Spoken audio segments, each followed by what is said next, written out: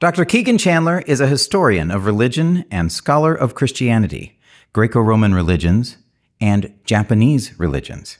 He is currently a researcher at the Center for the Study of Asian Religions in the Department for the Study of Religions at the University of Cape Town. He holds a PhD in Religious Studies from the University of Cape Town and a Master of Theology from Campbellsville University's School of Theology. He is the author of various publications on monotheism and Christology in various global contexts, including the forthcoming book, Monotheism in the New Religious Movement of Japan, Historical and Taxonomical Challenges in Western Studies, being published by Routledge in 2025. And the book, Constantine and the Divine Mind, The Imperial Quest for Primitive Monotheism, published by Wippenstock in 2019. His articles on the history of religion have appeared in such diverse journals as the Journal of Religion in Japan, the Journal of Early Christian History, and the Journal for the Study of Religion. Chandler also currently serves as the vice chair of the volunteer board of the Unitarian Christian Alliance, and he and his wife, Lauren, are the proud parents of 4 boys. Please join me in welcoming Dr. Kegan Chandler.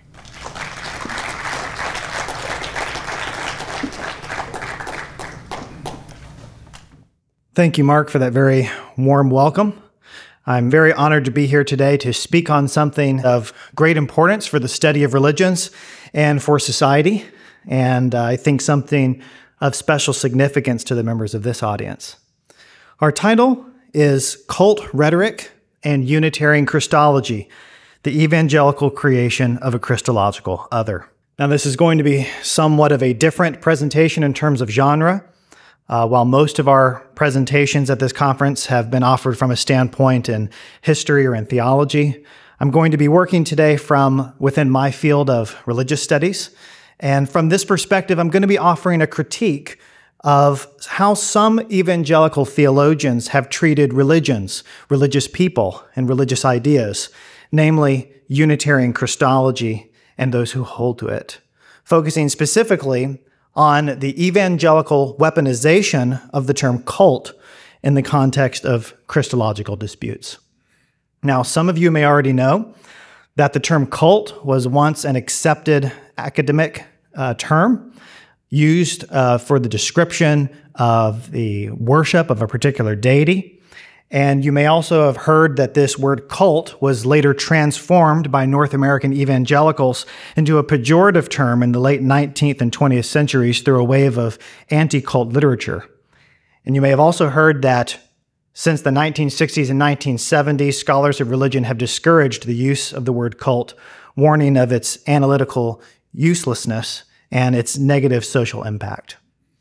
However, it seems clear to me that these warnings have gone unheeded, at least in public discourse. While scholars have long discouraged the use of the word cult, its use in Western popular culture and journalism has only increased, part of the development of what I call a culture of cultic interest. And this is an interest which can be observed in the rise of the use of the word cult in English language internet searches, and in the increased frequency of cult rhetoric in contemporary post-COVID political discourse, and also in the popularity of cult in cult exposés on video streaming websites like Netflix, some of which even include the word cult in their title. For example, Heaven's Gate, The Cult of Cults from 2020, and How to Become a Cult Leader from 2023. So I suggest that this persistent and overwhelmingly negative use of cult rhetoric demands ongoing scholarly reflection on how this negative usage came about, and particularly on the evangelical anti-cult literature which first transitioned cult into a category for theological rivals. And I suggest that a key, often overlooked factor in evangelical anti-cult rhetoric is a specifically Christological agenda aimed at marginalizing Unitarian or non-trinitarian Christians. While it's well known that evangelical anti-cult movements, or ACMs, commonly define cults doctrinally, I suggest more attention should be given to how anti-Unitarian apologetics have shaped ACM literature, to the end that today, cultists are often identified as those who deny the deity of Christ or the Trinity. Additionally, I argue that more recent anti-cult literature tends to wrap this Christological agenda in the language of social concern, delegitimizing and marginalizing Unitarian interpretations by associating them with notions of irrationality, a loss of agency, and physical and psychological harm.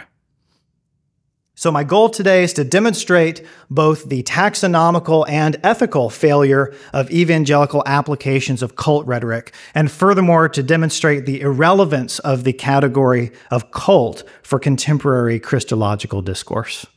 Okay?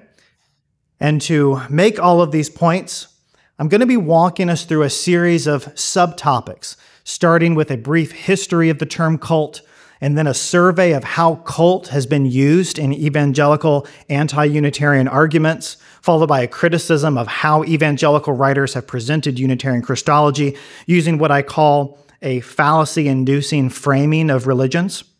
And then we're going to try to understand from a sociological perspective what is actually going on with this literature, which I suggest amounts to a construction and reinforcement of an evangelical social identity. And finally, I'm going to be offering some criticisms and a starting point, at least, for scholars of religion and others to engage with the tactics of evangelical anti-cult ministries, which, by the way, I will be referring to from here on as ACMs. That's anti-cult ministries. Okay? So, a brief history of the term cult. As I mentioned a few moments ago, cult was once an accepted scholarly term among historians, typically referring to the organized worship of a deity. And again, it was in the late 19th and early 20th centuries that evangelical writers began to give the term a doctrinal meaning, deploying it as a derogatory label for groups who deviate from Orthodox Christian, that is, Protestant doctrines. Now, later, a more behavioral definition was assigned in the late 1960s and 1970s by psychologists like Margaret Singer and Robert J. Lifton, who described organizations which gain and retain members through nefarious practices like brainwashing or mind control. And by the way, this is itself a debatable and often discouraged theory. And I suggest you take a look at J. Gordon Melton's work and also James Richardson's recent dismantling of the myth of the omnipotent leader and the myth of the passive brainwashed follower. But around this time, the 1960s, 1970s, there were also developments in my field of religious studies that attempted to counter this negative framing of religions by offering alternative terms for cult. For example, the term new religions, which is actually drawn from the Japanese term Shinshukyo, and also the more successful and fairly widely known term new religious movements, or NRMs. Probably many of you have heard this term, NRMs. Now, I'll mention that it is true that in recent years there is a minority of scholars which has begun to identify at least some potential in the word cult as a possible means to describe the personal experiences of ex-members and abuse survivors. But again, the majority have continued to strongly discourage the use of cult rhetoric. And this is ultimately because, as J. Gordon Melton indicates, the word cult has clearly become a label for a group that somebody doesn't like. And as such, it has become analytically useless for the study of religions. The most popular use of cult is clearly not for purposes of classification and understanding, but rather for polemical denunciation. And so I'd like to take just a few minutes here to further emphasize why this term cult has been so soundly rejected by scholars across the disciplinary spectrum, which is a fact often ignored or perhaps at best paid lip service by evangelical anti-cult ministries. In addition to its taxonomical or classificatory failure, scholar of religion Megan Goodwin highlights another unfortunate fact about cult: the fact that the word has been used to, quote, mark certain groups as legitimate targets of state surveillance and violence. Also, Religion Link, an online resource for journalists reporting on religion, which is operated by the nonprofit Religion News Association.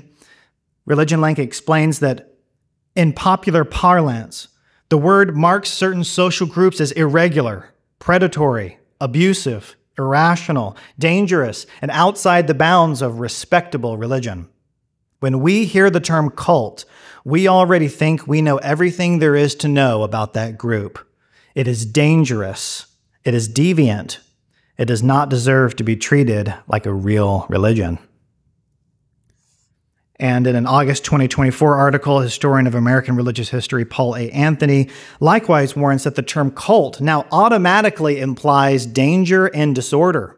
He explains that news media have both driven and reflected this tendency to create what the scholar of religion Richard Kent Evans has called a cult typology, in which religious groups tarred with the label are assumed by media and law enforcement and the public to be not just exotic or curious, but dangerous and violent. Now, I need to remind everyone that cult has not always suggested these notions of physical or psychological harm, which dominate popular discussion today.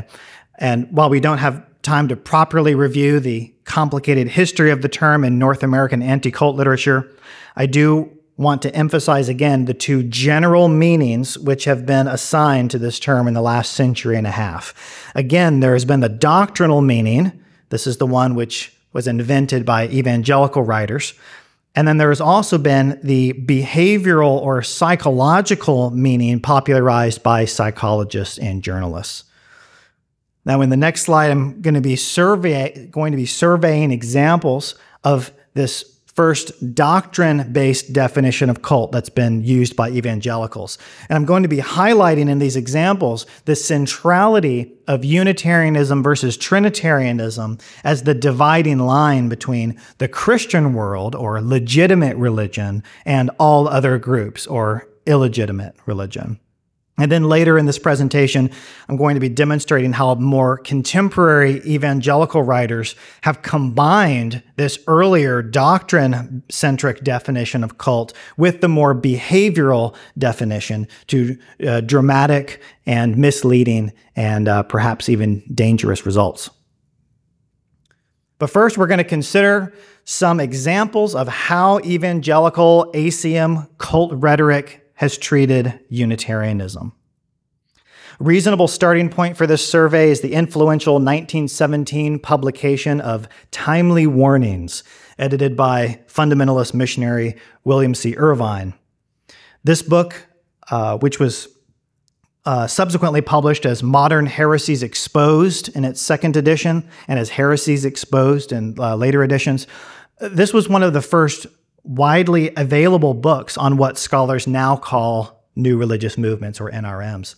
Irvine's introduction describes a few foundational Orthodox doctrines that he believed were in need of defense from people who were, at that time, he says, claiming to be part of the Christian church.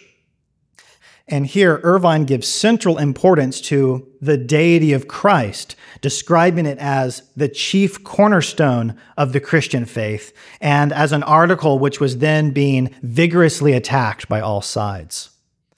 According to Irvine, the deity of Christ, if discredited, causes the collapse of Christianity. And while Irvine does list other doctrines which might be denied by various groups, he says this Christological one that we are dealing with, quote, undermines the very foundations of Christianity. Now, other of the book's contributors would then go on to decry groups like the Christadelphians as Unitarians, as Unitarian in belief, and it labels Christian Science as a, quote, cult, which denies the Trinity. So we can clearly see in this early period the doctrinal definition on display. A cultist is someone who denies Orthodox doctrine, namely the deity of Christ or the Trinity. Now, this anti-Unitarian emphasis would continue on in the most influential anti-cult ministry following the early period, and that's the popular work of Walter Martin. a Baptist theologian sometimes called the godfather of the anti-cult movement. Martin's Rise of the Cults from 1955 provided the following succinct definition of cult, again exemplifying the doctrinal meaning. He says this: cultism, in short, is any major deviation from Orthodox Christianity relative to the cardinal doctrines of the Christian faith. Subsequently, in 1965, Martin published his incredibly influential The Kingdom of the Cults, which is described on its 1985 cover as the standard reference work on the subject. This book explains that one prominent trait of all non-Christian religions and cults is their pointed denial of the scriptural doctrine of the Trinity and the deity of Jesus Christ. In its revised edition, updated by Ravi Zacharias in 2003, we again read that many individuals and all cults steadfastly deny the equality of Jesus Christ with God the Father and hence the triune deity. They also add that since the central doctrine of almost all cults is the denial of both the deity and the saviorhood of the Lord Jesus, we must exert renewed effort in preaching and teaching these major doctrines of our Christian heritage. So, in light of all of this, Martin ultimately concludes that, quote, it is impossible to remain in fellowship with the Christian church and to maintain a Unitarian interpretation of Christian theology, end quote. Now, following Martin's Kingdom of the Cults, which again was a runaway success in evangelical circles, there emerged an industry of evangelical cult experts, sometimes self-described, who reinforced these anti-Unitarian notions of cultism. And so I do want to just very briefly survey some of their writings, but you're going to need to stay with me because we're going to go through these examples very quickly for the sake of time. Irvine Robertson, in his 1966 What the Cults Believe, explained that the full deity of the Son is, of course, contained within the doctrine of the Trinity, and all the pseudo-Christian cults categorically reject this truth. His oneness or equality with the Father will be the focus of considerable attack by the cultist. Moving into the 1990s, Alan W. Gomez, Unmasking the Cults, continued this anti-Unitarian drumbeat. What makes a group a cult, he says, is its denial of central Christian truths. And he immediately followed this definition with the conclusion that probably all cults deny the doctrine of the Trinity. In 2001, Calvinist theologian Ron Rhodes published The Challenge of the Cults and New Religions and simply declared that cultists deny the full deity of Christ. Next, in Christianity, Cults and Religions from 2012, Paul Carden concurred that cultists always get the identity of Jesus wrong. A 2019 article titled Cults for Dummies on the website Faith and Focus, which is operated by the Reformed Churches of New Zealand, agrees that cults are groups which typically have a deficient understanding of the Trinity or some aspect of Christology, usually both. And finally, just in case one imagines that this rhetoric graces only popular literature, examples can also be drawn from peer-reviewed scholarly journals operated by evangelicals, for example, Themelios, edited by biblical scholar D.A. Carson, which in 2011 included a review by Greg A. Dietrich declaring that many past and present cults deny Christ's deity. And the article then goes on to praise Gomez's work on, quote, Christ's deity in the cults as insightful and helpful. Okay, so now that we've been introduced to a consistent anti-Unitarian theme coursing through evangelical usage of cult, I'm going to now begin to problematize the way in which this literature, especially the more contemporary examples, have presented rival religious groups. And first by giving you just a few preliminary observations of what I see is happening here with these writings. First, it can be pointed out that the ACMs in their literature exist not only to drive the culture away from illegitimate or otherwise unacceptable forms of social organizing, but towards perceived acceptable forms of social organizing, namely their own. Such projects involve a focused process of bidirectional essentialization, or a reduction or oversimplification of the defining qualities of both their own group and that of their rivals. And I suggest that all of this is designed to make an otherwise difficult or complex process of social engagement rather simple for the evangelical reader. A Christian or a non-cultist just is an Orthodox Trinitarian, while a cultist or a non-Christian just is a Unitarian. While other traditional doctrines that are often cited in this literature as important to Christianity, for example, baptismal regeneration or the divine inspiration of the Bible, while these other doctrines exist, they are not assigned the same centrality as Orthodox Christology. So the denial of those doctrines is not presented as the cultist's essential characteristic. And at this stage, it should also be pointed out that virtually all scholars of religion would warn strongly against this kind of crass or simplistic essentializing of religions. And on this point, I think it can also be noted that none of these examples that we have surveyed have been written by scholars trained in sociology or in the study of religions, despite their frequent marketing as cult experts. Rather, these are Protestant theologians and ministers, frequently of Reformed or Calvinist persuasion, who often have credentials in theology, in biblical studies, in philosophy, or related disciplines from evangelical institutions. So it may not be surprising that even in the post-1970s literature, there is a tendency to either ignore or, again, at best, pay lip service to the analytic and social concerns about cult rhetoric that have been raised in religious studies and in other fields. Okay, now moving on to our next section, I do want to go ahead and point out that while more contemporary works do involve discussions of negative social behaviors, it is interesting that in none of the examples that we've reviewed or that we will review, is there any attempt made to establish a causal link between the negative social behaviors and Unitarian Christology itself. Nevertheless, I suggest that evangelical anti-cult literature still manages to tie Unitarian Christology to these harmful social behaviors via patterns of suggestive framing. And again, I'm going to describe this pattern or this family of patterns as a fallacy-inducing framing of religions. And here's what I mean by this.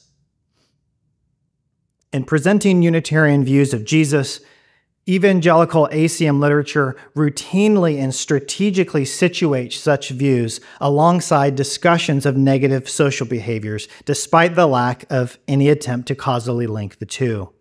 These writings draw on the work of secular psychologists and journalists, including dramatic real-life headlines involving crimes perpetuated by religious groups, and they present this data in such a way as to inspire a range of formal and informal fallacies of association, stoking ill feelings for both non-orthodox views and those who hold to them.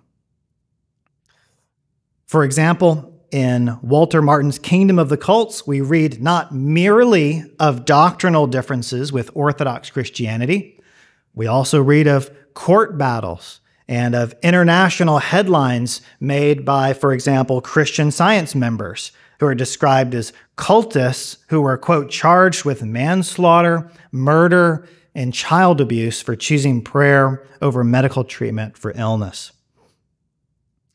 This same book features an introductory chapter on the psychological structure of cultism, which explains that each cultist, though different as individuals, does share certain psychological traits in common with his fellow members. All cults, it warns, are characterized by closed-mindedness. They are not interested in a rational, cognitive evaluation of the facts. Furthermore, cultic belief systems are characterized by genuine antagonism on a personal level with non-members. And finally, we learn that there is a very real mental and emotional chain that has a strong hold on the cultist's ability to discern truth from error. And these traits are all substantiated in the very next sentence by an emotional appeal to, quote, the tragedy of Jonestown on November 18th, 1978, when over 900 cult followers of Reverend Jim Jones committed suicide, end quote. Now, clearly, Martin's book would set the pace for subsequent evangelical anti-cult ministries, which continue to this day to pepper their analysis of doctrinal deviance with citations of major cultic events like the Jonestown suicides or Aum Shinrikyo's sarin gas attack in 1995 and the Heaven's Gate suicides in 1997. All of these events and many more make their regular and dramatic appearances in ACM literature under the same heading of cult activity, a term which also happens to label those who deny the Trinity or the deity of Christ. Indeed, immediately following Martin's reference to the deaths at Jonestown, he concludes that it is important for us to remember that the cultic psychological patterns evidenced in manic proportions at Jonestown are present to some degree in every cult. And again, the same book reminds us that all cults steadfastly deny the deity of Christ and the Trinity. Exploring this pattern a little bit further, I suggest that one common variant of this strategy of suggestive framing has to do with the explicit presentation of the term cult itself in this literature and a subtle bait-and-switch tactic. Here, the psychological or behavioral-oriented definition of cult is first presented and differentiated from the evangelical doctrinal definition. Oftentimes, the fact of the term's pejorative connotation is acknowledged and sometimes even disavowed in favor of the more objective taxonomical usage, that is, the doctrinal definition. However, after presenting the doctrinal traits of cultists, emphasizing, of course, the rejection of the deity of Christ or Trinitarianism, the author suddenly lapses into descriptions of cultic behaviors, subtly associating the aforementioned deniers of orthodox doctrine with harmful practices, and therefore embracing the pejorative use of cult, which was previously disavowed. And today we'll have time for only two examples of this. Fritz Ridenour, in his best-selling So What's the Difference?, first acknowledges that in popular discourse, the use of the label cult is often seen as insensitivity at best and arrogant name-calling at worst. Today, he says, to mention a cult evokes images of brainwashed weirdos conducting strange rituals that sometimes end in death.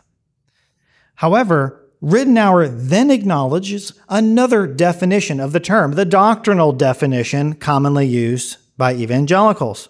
He says this, quote, when Christians speak of cults, they mean groups which they believe do not hold to orthodox biblical Christian views.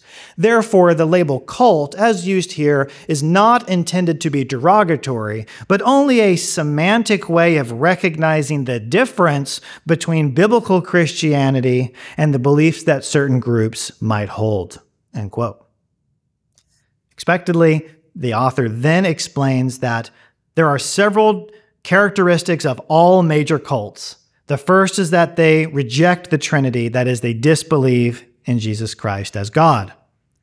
However, in the subsequent section, he suddenly resumes speaking about negative social behaviors associated with cults. For example, shunning, physical and mental abuse, unreasonable group demands, semantic game playing, etc. He writes that some cults are odd, even bizarre. Others are deadly to the spirit, mind, and even the body. 7 sentences later, he once again brings up Unitarian Christology as found in the doctrine of the Jehovah's Witnesses. No explanation is given as to which definition of cult he has in mind when he refers to people as cultists who deny the Trinity, leaving the reader to associate such people with either mere theological deviants or with brainwashed weirdos who sometimes kill people.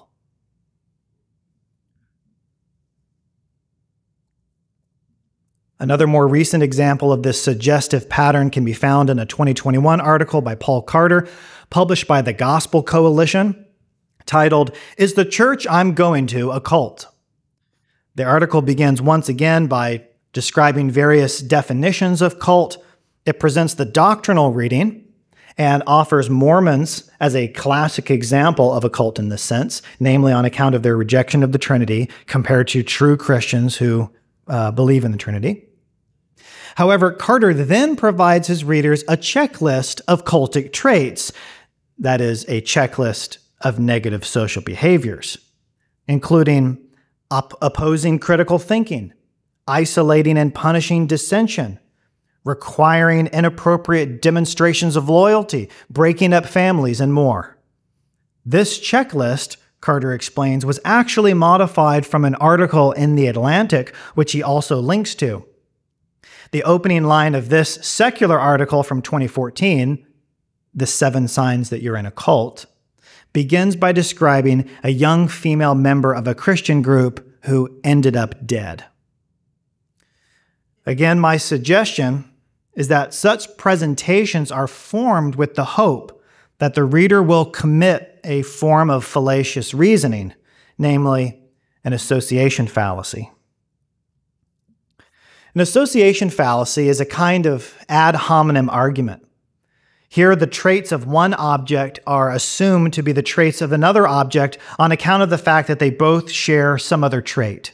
So, put differently, X is a trait of A, X is a trait of B, Y is a trait of B, conclusion, Y is also a trait of A. Now, an association fallacy becomes an appeal to spite, or an argumentum ad odium, also known as guilt by association, when an already undesirable trait in one object is transferred to another object on account of these objects sharing some other trait. So while an ad hominem argument attempts to generate ill feelings toward a speaker, ad odium arguments exploit pre-existing ill feelings. So, for example, Group A makes certain odious theological claim X. Group B, which is rightly viewed negatively by some, also makes that odious theological claim X. Therefore, Group A should also be viewed negatively. Alternatively, Group A makes certain theological claim X. Group B makes certain theological claim X. Group A also has certain social behavior Y, which is already viewed negatively by the hearer. Therefore, B also has that social behavior Y, which is already viewed negatively. And I suggest that in some cases, there is intended a subtle definitional equivocation wherein both the behavior-based and the doctrine-based definitions of cults are being exploited in order to associate one group with another's undesirable traits. For example, Group A, pick your group, has demonstrated coercive persuasion, or perhaps brainwashing or mind control. Group A is, on a behavior-based definition, a cult. Group B is, on a doctrine-based definition, a cult. Therefore, Group B, being a, quote, cult, engages in coercive persuasion, or brainwashing or mind control. Of course, it should be said that these interrelated strategies may fallaciously associate not only Unitarian Christology with cultic behavior, but any reportedly cultic doctrine. For example, the denial of the inspiration or the inerrancy of the Bible, penal substitutionary atonement, etc. However, I'm arguing that these strategies will especially associate cultic behavior with Unitarian Christology, given the literature's presentation of Unitarianism as an essential quality of cults, indeed as the doctrine of cults, in contrast to an essentialized Christianity, which is Trinitarian. Okay, so in this section, I'm going to do a little experiment. I'm going to attempt to discourage not only the use of cult in general, but also the aforementioned fallacy-inducing framing of religions by conducting a little exercise. Okay, I'm going to read something which I've written, which imitates these evangelical presentations while replacing certain key words and also referencing real stories of crimes reported by the media. Okay? And I think you're going to see where I'm going with all of this, and you'll also see, hopefully, something wrong with it. But please bear with me on the small font on this slide here. Okay, here we go. Today, the word cult has a pejorative connotation. To label a group as a cult conjures images of abusive behavior by leadership towards its members. Indeed, rampant sexual abuse, especially of minors, is a typical feature of many cults. When Unitarian Christians use the word cult, however, they mean any group which denies true Christian doctrine, like Unitarian Christology. Here, it is not being used as a derogatory term, but only a semantic way of recognizing the difference between biblical Christianity and other groups. One feature of all cults is their acceptance of Trinitarianism and their denial of Unitarian Christology. Cultists always get the identity of Jesus wrong.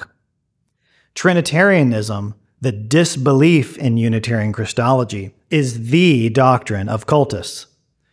Meanwhile, Unitarian Christology is the foundation of the true Christian faith. Only someone brainwashed by abusive leadership would fall for Trinitarianism. Classic examples of Trinitarian cults would be groups like the Southern Baptists and Roman Catholics. Reader beware, some cults abuse their members, even sexually, and there probably won't be much hope for you if you're victimized. In fact, in 2019, the Southern Baptists, a major Trinitarian cult, was found to have covered up an epidemic of sexual abuse in its churches involving 700 victims over 20 years. Of course, everyone knows about the sexual abuse in the Catholic Church, another major Trinitarian cult. Thousands and thousands of abuse cases have sadly gone unprosecuted. A recent report showed that in the state of Pennsylvania alone, a sophisticated cover-up by church leadership hid more than 300 priests who had abused at least 1,000 children over 7 decades. As true Christians, we must stand against the errors of the cults. If Unitarian Christology falls, so does Christianity. It's only through learning about what cults really believe, like the Trinity and the deity of Christ, that you can protect yourself and your family. Now, undoubtedly, Southern Baptists, Roman Catholics, or any Trinitarian Christians would object to this misleading framing, since on the one hand it reeks of what the Germans would call Sippenhaft, or the idea that a family or a clan shares responsibility for crimes committed by one of its members. And on the other hand, because it seems obvious that Trinitarianism has nothing to do with these negative behaviors. And all of this shows how certain traits deemed cultic, for example, the abuse of members by leadership, can be located in any organization of human beings, whether governments, religions, criminal organizations, corporations, universities. And I suggest that an author's noble cause to rescue or protect people from abuse can be served without lumping individuals or groups under an additional specialized pejorative category. Rather, she may simply call out such abuse when she sees it. The identification and confrontation of specific social behaviors like coercive persuasion or undue influence will be much better served under highly descriptive categories such as these. Meanwhile, the encouragement of the unavoidably pejorative category cult, as scholars have warned, may itself lead to the abuse of those unhappily labeled. And I also want to add that an author's interest in protecting people from abuse is in no way served by the drawing of Christological debate into the anti-cult fray. Again, in none of these surveyed sources has any attempt even been made to establish a causal link between belief in Unitarian Christology and abuse, and rightly so. However, such a link should neither be implied by a mode of presentation which at best opens the door to fallacies of association and at worst deliberately misleads and defames. And while we're on the subject of comparing Orthodox Christianities to the ACMs' cultic criteria, it's interesting that we are able to find not only, quote, cultic behaviors in evangelical or broadly Orthodox Christian groups, but we can also find, quote, cultic doctrines, that is, Unitarian-type disagreement with Orthodox Christology. A 2022 survey of American evangelicals revealed that 73% of those surveyed believed that Jesus is not the co-equal, co-eternal second member of the Trinity, but the first and greatest being created by God. 43% agreed with the statement that Jesus is not God, and 60% denied that the Holy Spirit is a third co-equal person of the Trinity, instead affirming that the Holy Spirit is a force but not a personal being. So, in other words, the large majority of evangelicals are not Trinitarians at all, but Unitarians with a so-called Arian view of Jesus' preexistence. So in this light, since Unitarianism is the mark of the cultist, indeed, since cultists always get the identity of Jesus wrong, one wonders if most American evangelicals are cultists. Clearly, there's something wrong here. Going further, it may also be worth pointing out that even Walter Martin himself, the godfather of ACMs, rejected the orthodox doctrine of the eternal generation of the Son, something widely considered to be a necessary part of Orthodox Christology since at least the Council of Nicaea in 325 CE. So, if you think eternal generation is part of orthodoxy, then Walter Martin is also a cultist. Now, while all of this diversity is perhaps surprising to the layperson, disagreements and differences on the Trinity within purported Orthodox circles are very well known to scholars of the subject, who explain that there is not, in fact, a single doctrine of the Trinity. Rather, there are doctrines, plural, which entertain radically divergent meanings for the same credo language. For example, one-self Trinity theories versus social Trinitarianism versus for-self, no-self, indeterminate self theories, negative versus positive Mysterianism, etc. And I suggest, of course, that you reference Dr. Del Tuggy's excellent work on this subject. So in light of all of this, using differences from the so-called orthodox doctrine of God and Jesus as the marker of cultism seems problematic, since even within evangelical groups which are considered non-cultic, beliefs about the divinity of Jesus can vary, and for whatever reason, can sometimes have Unitarian meanings, at least at the level of lived religion, regardless of whatever tradition might be on the books. Evangelical ACMs have created criteria, sometimes even checklists, to help people distinguish between cults and Christianity, or to answer questions like, is my church a cult? However, these checklists often fail when applied to individual cases. Just as abusive behavior alone doesn't define a group as cultic, neither does the presence of disagreements with Orthodox Christology. And for these reasons and others, I find the term cult to be an unhelpful category. Okay, so what's really going on here? How should we interpret the purpose of all of this literature? And what can we say from a sociological perspective about the role of terms like cult in shaping or reinforcing evangelical identity? Sociologists explain that humans are cognitively programmed to form conceptual categories and use them to classify the people they encounter. However, these categories are socially constructed and shaped by our social context and our leaders. These categories are not merely descriptive, but are also infused with the values of the group. In terms of identity formation, this involves engagement with others, a process known as otherizing, which helps to explain how human identities, especially majority and minority identities, are built. And according to this otherizing model, one's identity is dependent on the construction of an opposite other. This creates a polarized set of identities that can, unfortunately, lead to group-based marginalization. But it is important to note that this construction of otherness is not unique to evangelicals, but is a common mechanism in forming social identities among groups of human beings.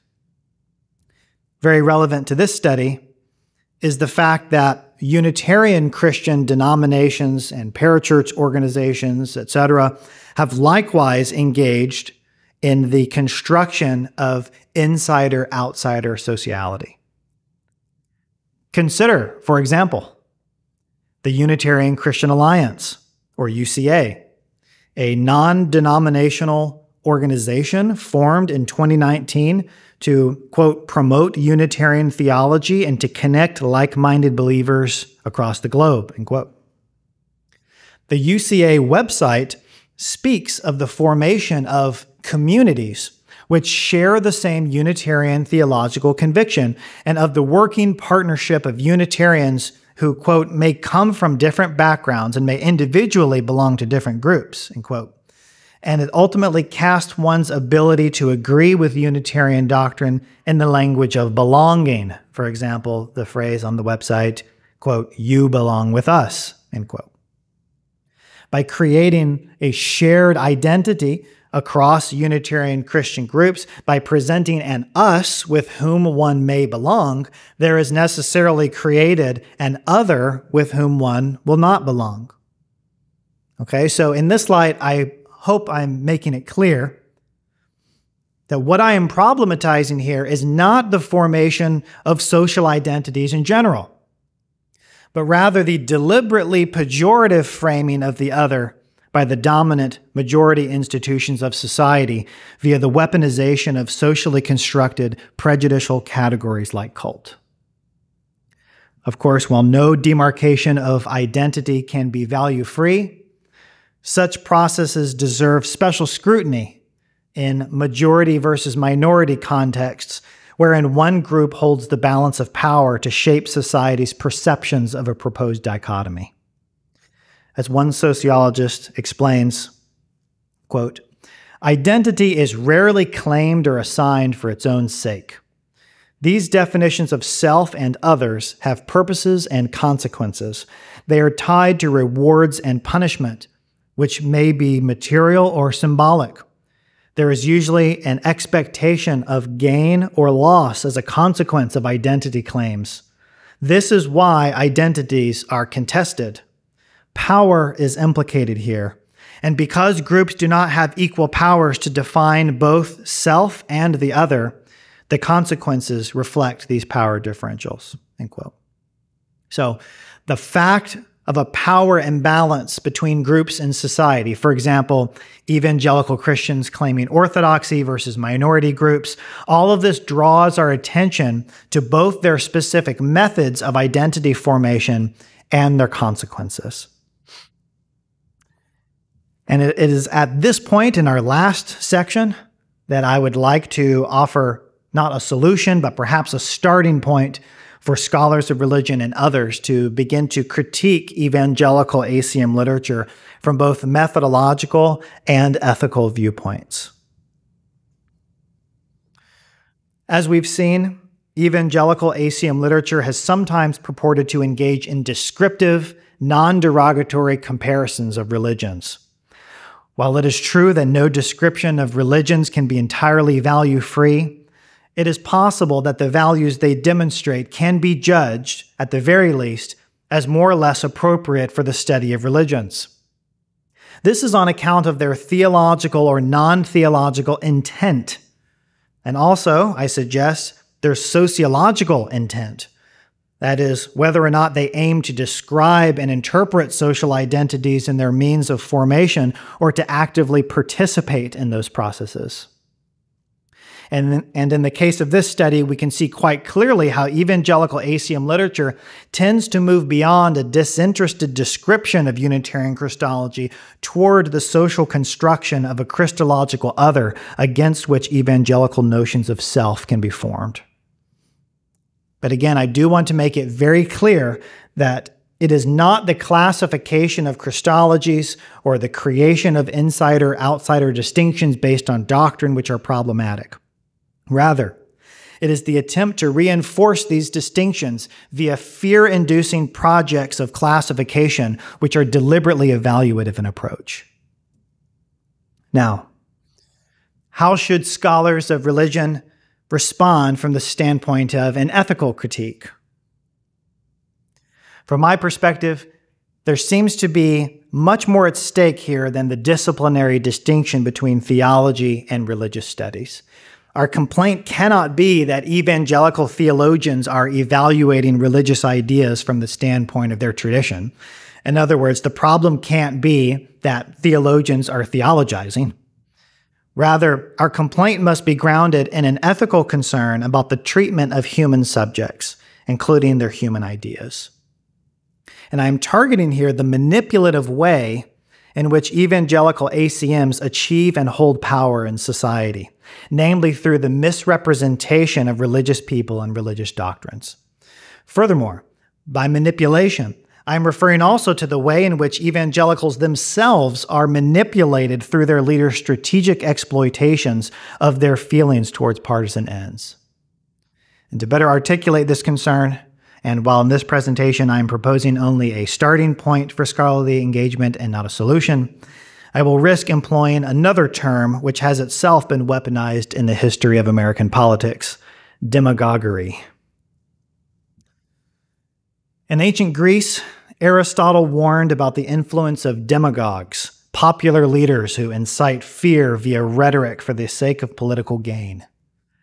These authoritative figures come to have authority themselves over the opinion of the people, since the multitude is persuaded by them, to the end that if they bring accusations against certain persons holding offices and assert that the people should judge, the invitation is gladly accepted and all the offices are thus overthrown. Now, the modern literature on demagoguery refers to the employment of any of several rhetorical techniques, including oversimplification, emphasis on emotional appeals, the use of specious argument, ad hominem attacks, and others. Though evangelical ACM literature may not always fit the political definition of demagoguery, I do suggest that the analogy is helpful for revealing how dominant groups like evangelical Christianity provoke social agitation. Demagoguery can help explain the treatment of Unitarians and others in ACM literature, which, as we have seen, often oversimplifies doctrine, appeals to fear, makes fallacious association, and uses ad hominem attacks. And while this evangelical literature claims to equip evangelicals with tools to distinguish cults from legitimate religions, it often stirs fear through theological decrees about what constitutes a cult, persuading readers to condemn those miscreants who occupy the category.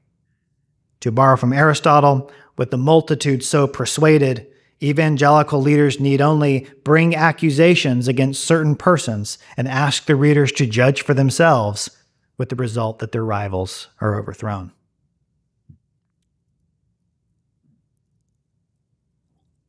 In conclusion, I suggest that the aforementioned evangelical ACM strategies may suit a social or cultural interest among theological partisans, but they cannot be allowed to masquerade as mere taxonomy. And scholars of religion, sociologists, anthropologists, and historians must continue to hold this literature to account, not for being theology, but for being a weak and unethical brand of theology lacking in the kind of nuance required for the study of human interests. In the specific case of Unitarian Christology, an object widely marketed as the cultic doctrine, I suggest evangelical theologians who are convinced of Trinitarianism are more than within their right to decry such a view of Jesus as untrue, and furthermore that it is their job to do so. But it is also their job as public-facing scholars, and furthermore as human beings, to present Unitarian Christology in a fair way that does not endanger those who hold to it.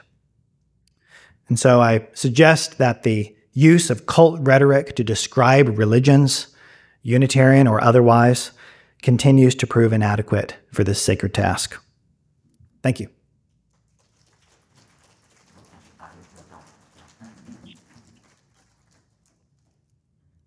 Thank you very much, Dr. Chandler.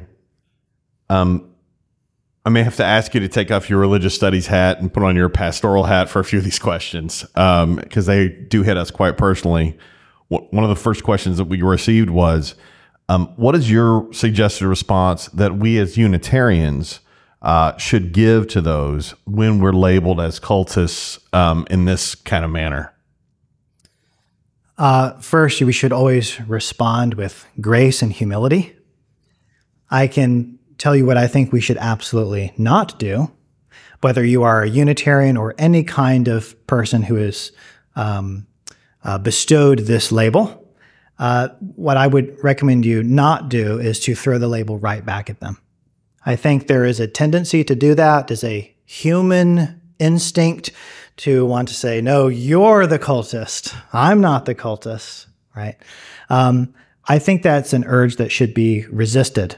As I've hopefully demonstrated in this presentation, I find the word cult to be analytically useless and to be socially dangerous.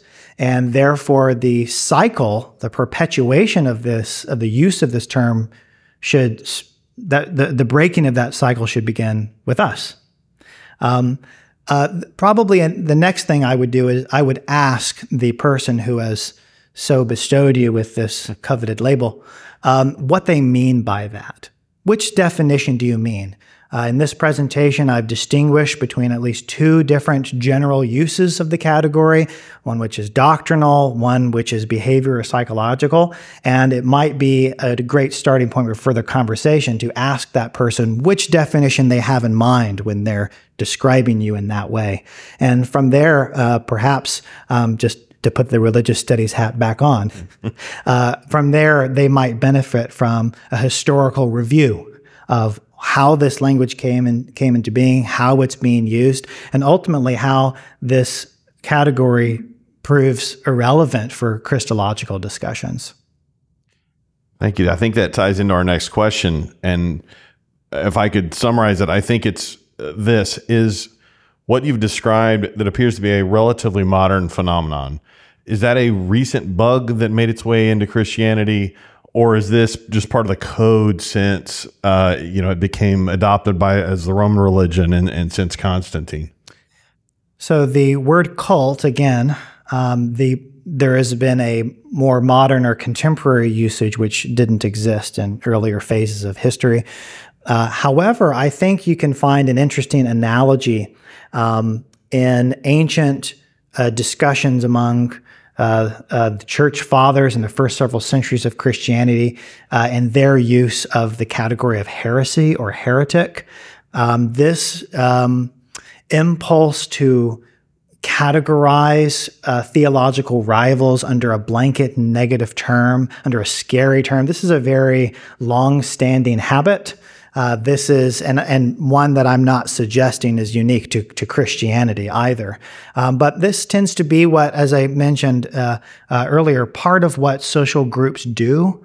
They tend to define themselves in certain ways and then bracket the identities of their opponents in these overly simplistic, essentialized ways because it makes everything easier to deal with. And some of these categories, depending on the social or political context, could have serious implications, right? If you were, for example, in the earlier phases of Christian history, if you were not lucky enough to argue your way into the Orthodox category, but ended up being in this pejorative category of heretic, there could be dire implications, perhaps even meeting the emperor's spears. So in every age of Christianity, there has been a tendency to argue over who is legitimate religion and who belongs to everything else. Although I think the language, the terms of discourse have certainly changed over time. Thank you. So I've got a couple of questions that have to do with if the term cult is maybe inappropriate for describing these harmful psychological or other behavioral descriptions of groups. What term would you use to describe like a high control group or something? Would you use that terminology? Or how should we talk about when we see that to distinguish that? Good question. I did mention this briefly in the presentation, but I'd be happy to elaborate. My suggestion, and not only my suggestion, is that if there are certain negative social behaviors that we have identified that we'd like to target or discourage or warn people against, then we should simply call out those specific behaviors. For example, coercion, sexual abuse. We have already highly descriptive categories for these kinds of behaviors, which are universally understood, which are universally recognized as being negative, things we should not do or be associated with. So I don't really know if a replacement category need be had for cult. Again, because I think, first of all, there is so much cultural baggage associated with this term. And I would be okay with continuing to use a term even which had cultural baggage. However, only if there existed no other alternatives and if that word was in fact the most technical, highly descriptive category that we have. In this case, that is not the situation. We have categories for negative social behaviors. We have highly descriptive categories, whereas the term cult is not highly descriptive. It is this empty shell which various groups, whether you are evangelical Christians or journalists or psychologists, you can fill this category, this term with whatever you like. That, regardless of how the term has been, that is how the term is being used now. And so, again, we should only, I think, continue to work with or rehabilitate the term cult or any other kind of blanket group category if we simply had no other alternatives. In this case, I think we have very clear, pragmatic alternatives that can identify very clearly the negative social behaviors, no matter what group they're in. So hopefully that was helpful for explaining my view. I just am not convinced at this stage that we need a replacement category for cult. Thank you. I think we got time for one more, so apologies to anyone whose question we didn't get to. I'm interested in your response to some Christian defenders that might say that the truth is so important that it might be justified behavior to warn people away from a broad category in such an imprecise way. We see this often in apologetics and other materials. Yeah, the abuse and endangering of human beings is never justified. Fair enough. Thank you. Yeah. Thank you.